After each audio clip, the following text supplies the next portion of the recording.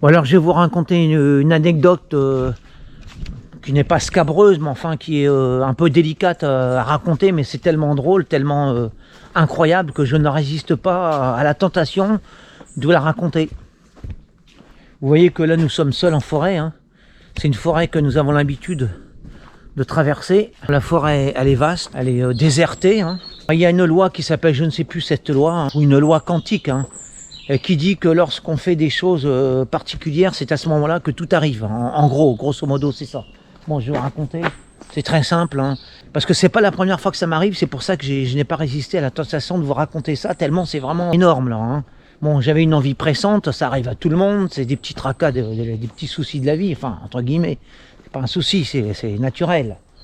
Alors, comme je disais que la forêt est vaste, elle est désertée, alors je pense que vous avez deviné, hein, l'issue de mon histoire. Ah bah oui, c'est que je me choisis un coin pas plus isolé qu'un autre, parce que c'est isolé partout. Et c'est au moment où je fais mon affaire que, évidemment, je vois surgir devant moi un intrus, voilà, qui est témoin de la scène. En l'occurrence, c'est une femme qui promenait son chien, qui a surgi au moment où je sortais l'intrus de son antre, hein, si je peux dire, hein, et voilà, bon, là c'était très gênant. Alors j'ai dû remballer la marchandise et puis filer à l'anglaise. Il a fallu que surgisse un individu, une femme, qui était témoin de cette délicate affaire.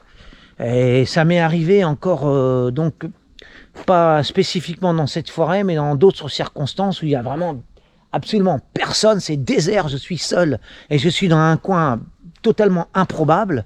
Et c'est là que, évidemment, dès que je me mets à me soulager, c'est là que surgissent alors pas seulement d'un seul point, mais de divers points, surgissent des intrus qui convergent vers moi, qui sont témoins de mon intimité, hein. C'est comme lorsque, avec humour, monsieur René Goscinny expliquait que il suffisait de placer un seul meuble dans une immense pièce vide et de jeter au hasard une pièce. Et alors il expliquait que invariablement, immanquablement et fatalement, la pièce allait évidemment rouler sous le meuble en question. Alors qu'il y avait plein d'espace autour. Mais non, il faut que la pièce aille se loger dans un endroit inaccessible. Bon là c'est pareil, hein. Et vous vous croyez seul, tranquille, complètement isolé, en intimité avec la forêt et vous-même. Et puis, vous vous adonnez à des activités naturelles, et puis c'est là que, ah bonjour monsieur, hein, bon, c'est très gênant pour tout le monde, hein. Hein, il y a quelqu'un qui arrive de ce côté-là, un autre là, un groupe de promeneurs, c'est totalement désert, hein, comme maintenant, là, c'est silence, on n'entend rien. Je me mets à uriner, et puis c'est là que ça déboule de partout.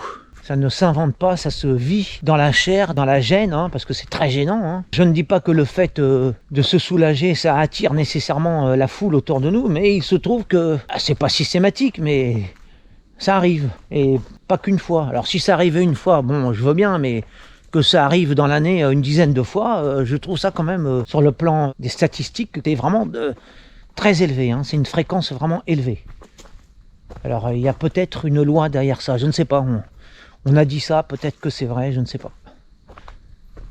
Bon, je m'en retourne à la paix sylvestre, méditant sur voilà, cette anecdote